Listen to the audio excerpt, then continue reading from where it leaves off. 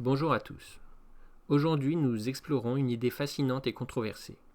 Et si devenir trans pouvait aider certaines populations, comme les Perses, les Européens et les Hispaniques, à réduire leur fureur intérieure, leur pulsion destructrice et même leur perversion sexuelle.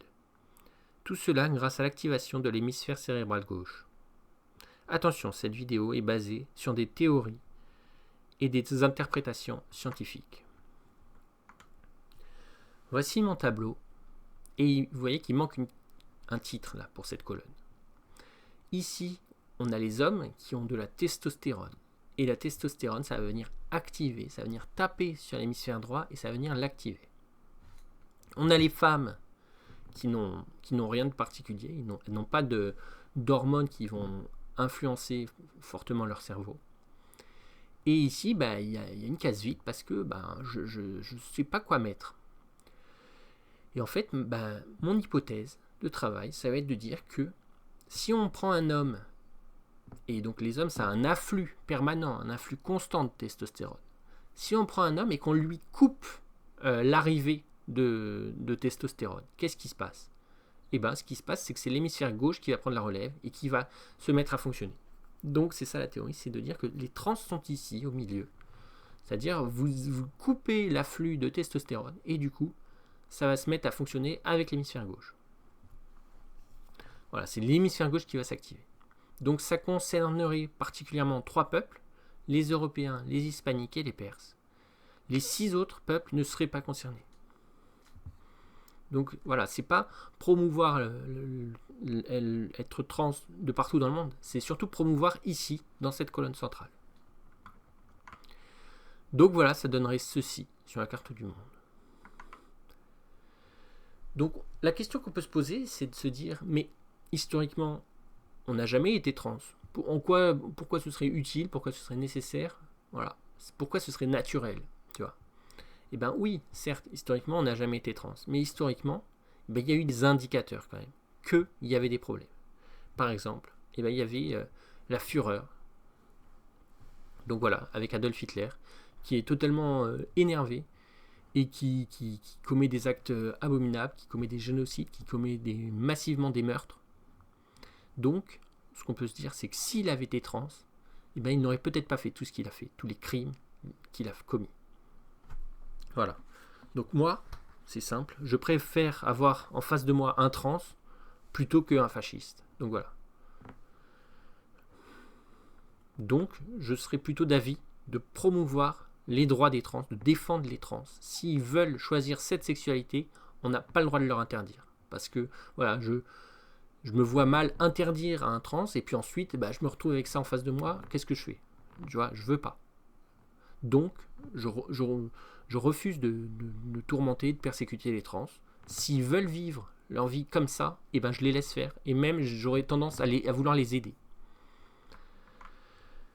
Ensuite, on a les perversions sexuelles, avec, par exemple, l'abbé Pierre, qui a malheureusement agressé des jeunes enfants, enfin des jeunes filles. Voilà. Puis, on a les désirs destructeurs, avec Ali Khamenei, qui plusieurs fois, au cours des dernières années, nous a dit qu'il voulait détruire Israël. Donc voilà, vous avez toutes les citations, 2014, 2015, 2020, 2024. Donc par exemple, la solution implique la destruction et l'élimination du gouvernement illégitime, blablabla. Ce régime barbare doit être anéanti. Ou encore, le régime sioniste est une tumeur cancéreuse qui doit être éradiquée, etc., etc. Et donc, plusieurs fois, au cours des dernières années, il a voulu détruire Israël. Voilà. Et donc, toutes ces pulsions destructrices n'existeraient pas si les Perses toléraient finalement les trans. On a exactement pareil avec Pedro Sanchez, donc voilà, c'est en Espagne, qui nous dit qu'il aimerait avoir les armes nucléaires pour faire de la dissuasion nucléaire contre Israël. Donc à nouveau, c'est de la pulsion destructrice, j'ai envie de dire, ou bien c'est de la fureur, je sais pas. Mais en tout cas, il y a quelque chose qui n'est pas normal dans ce comportement-là. Donc je préférerais, une fois encore, je préférerais avoir un trans en face de moi plutôt qu'un fasciste. Voilà. Et enfin, on a les réseaux d'exfiltration nazis. Donc, pendant la Deuxième Guerre mondiale, à la fin de la Deuxième Guerre mondiale, il y a beaucoup de nazis qui ont fui vers l'Amérique latine, vers l'Argentine, le Brésil, le Paraguay, le Chili. Donc, finalement, l'Amérique latine s'est rendue complice de tout ça, de la fureur des nazis, du fascisme. Et donc, peut-être que si ils avaient eu, s'ils avaient été trans, ils se seraient pas rendus coupables de ça, ils se seraient pas rendus complices des nazis. Voilà.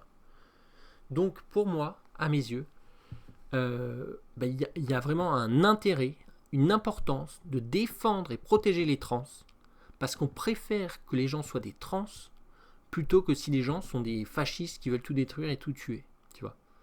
Donc, à mon sens, tous les pays du monde, alors j'ai envie de dire Israël parce que c'est quand même les premiers concernés, c'est souvent vers eux que se retourne toute cette violence. Israël aurait intérêt à défendre les droits des trans dans le monde entier. Mais c'est vrai pour Israël, mais c'est vrai pour tous les autres pays. Donc c'est vrai par exemple pour la Russie, c'est vrai pour les États-Unis, c'est vrai pour la Chine. Voilà. En Europe, notamment, en Espagne, en Amérique latine. Alors en Amérique latine, il y en a déjà beaucoup des trans. Donc ça, c'est plutôt une bonne chose.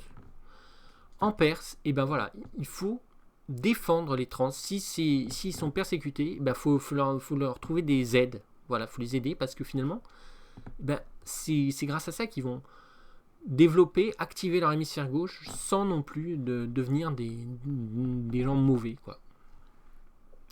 J'espère que ça vous a intéressé et je vous dis à la prochaine. Salut!